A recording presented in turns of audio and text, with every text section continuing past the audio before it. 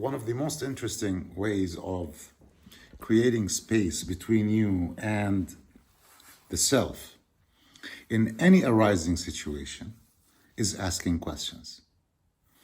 What do I mean by that? In the most simplified terms, let's assume that you've undergone a bad experience. Let's say you have a broken heart. Your girlfriend broke up with you, your boyfriend broke up with you, and you're feeling pain. So you're sitting there wallowing, depressed, down, and feeling pain. One of the ways to create a space between the experience itself that is rising inside of you and the experiencer, which is you, so that you would become an observer rather than the subject itself, is to begin to ask questions by saying, why am I sad? Well, your mind would answer. And you could do this silently or out loud, but alone, so that people don't think you're crazy. So the answer might be, well, because you broke up with your girlfriend. Or because my boyfriend left me. Okay, that's interesting. Why is your boyfriend leaving you causing you pain? And then you'd answer yourself, well, because I love him. Then you'd say, well, define love. What does love mean? And you'd answer and say, love is yearning for something, feeling a positive vibe when you're around somebody, caring for someone. Okay, that's interesting. Can you have these feelings for someone else in the future, or is it only for that person? And then you'd answer and say, well, I don't want any other person. This is the person that I love. This is the person that I want. Well, why do you want that person? Well, because, he's smart, he's cute, he's successful, or he makes me laugh, or I'm very chemically attracted to him.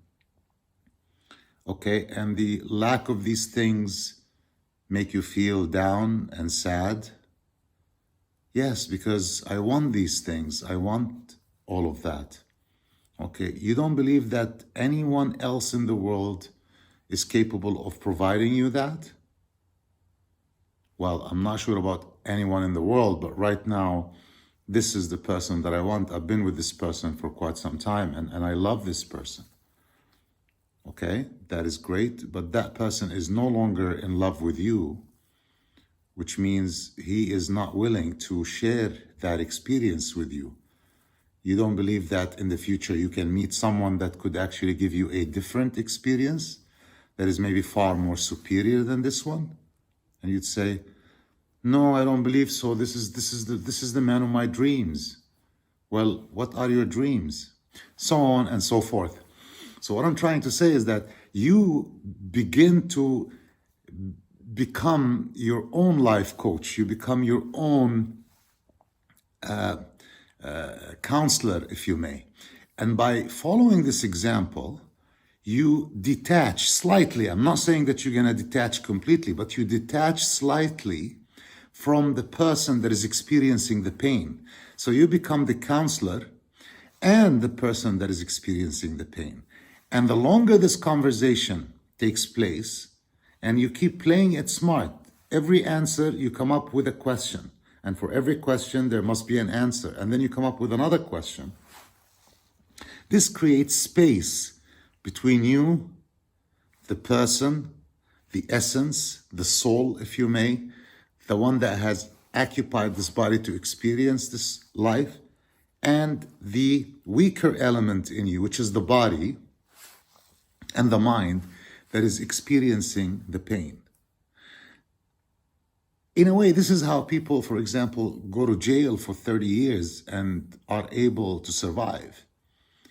This is how people who lose everything, are capable of surviving. This is how people are capable of moving on. This is how people are able to condition themselves from being in a civil society to the sudden eruption of war, and a grand change in dynamics takes place to survive, they need to change the elements by which they used to employ to otherwise survive in a normal civil society. So detaching from the experience by becoming the counselor of the self is a very powerful tool. And it's not very difficult. It's really not difficult. It takes a bit of time, and it requires a sense of belief. In other words, don't laugh at it, but, indulge in it. Play this game. Because all the answers really, truly reside within you. Because no one would ever know you better than yourself. No counselor, no coach. I mean, an NLP practitioner, for example, would go in and remove images, negative images in your mind. I mean, I can go in and give you a session. You'd come in and I'd take a bad experience that you've had in the past and I will distort it. I will remove it, I'll replace it, and that will help you immensely. Immensely. Nevertheless, it will come back and you'd have to employ the same exercises that I give you and the sessions, and life will move on. However, understanding how to do it to yourself from a deeply point of launch is very powerful. You'd still need an NLP session, for example. You'd still need a life coach. You still need someone with an external perspective. Or at the end of the day, you simply need someone that could appreciate your pain, understand it, and is involved in a conversation with you that is about you, that is focused on you. And that is a form of love, really. But at the end of the day, when that is not available, you need to become yourself's own counselor and coach. And this is how you do it, by asking questions. The more questions you ask, the more space you create within you, between you, the essence, the body and the mind that is suffering, and the experiencer, which is the essence, the soul that occupied the body and the mind, that is always dragged into the hell we raise inside of us whenever an external event takes place. And then you have these sudden epiphanies, like, you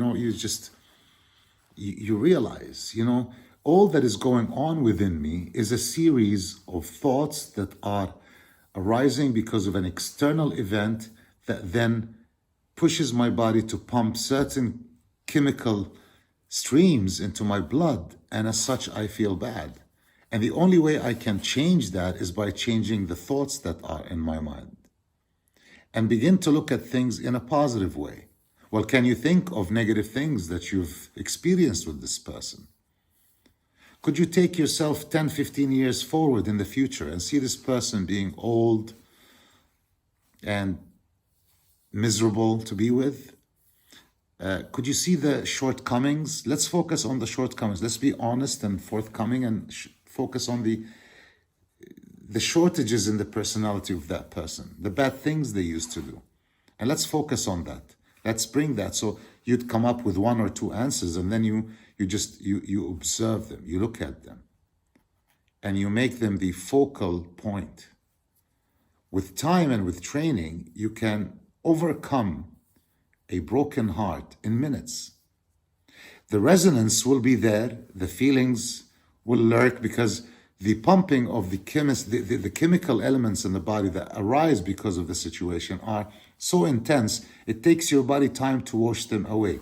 Now, something that is even deeper and more important to understand is that when you repeat, like I suffer from this, when I was in my, let's say, dark era or dark times, there are situations that are traumatic or semi-traumatic or unfavorable or negative that took place, and they pushed me into a series of ill feelings, bad chemistry is being pumped in my body.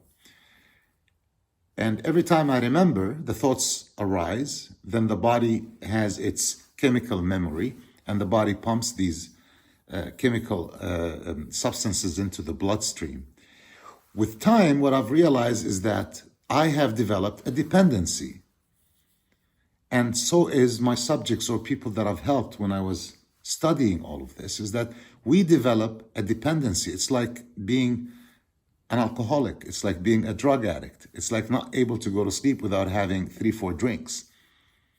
Or overeating, because it gives us certain pleasure. So you become addicted to your own body's chemical pumping into the streams inside of you, that you actually go back and visit that trauma over and over and over again. On the onset, you're not enjoying the experience because it is painful. However, your body and your mind are in complete bliss because they are feeding off these chemicals, because the body and the mind is dependent.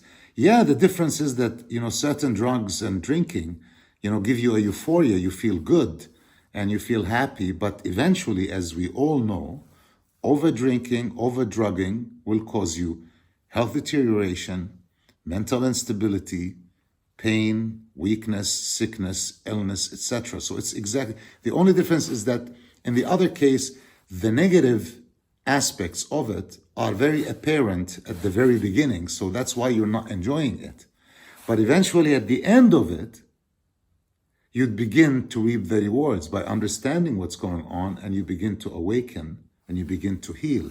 And you begin to understand that you are an extremely valuable entity that is truly capable of self-management and self-directing, if you choose to break that cycle of addiction.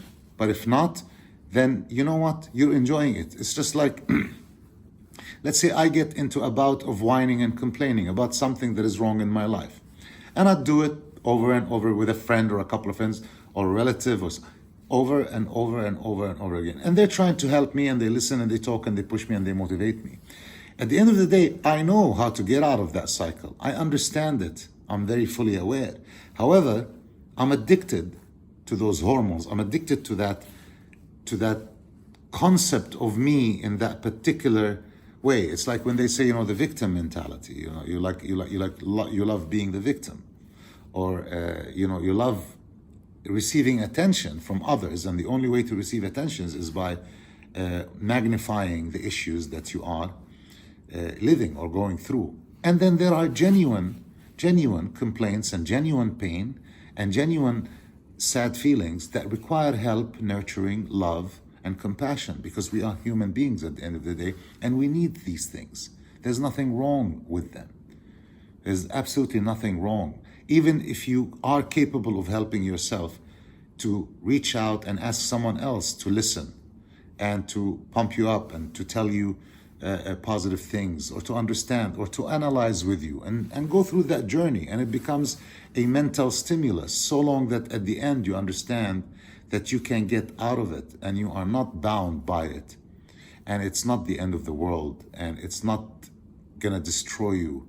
And, getting over a relationship is not as difficult as you think.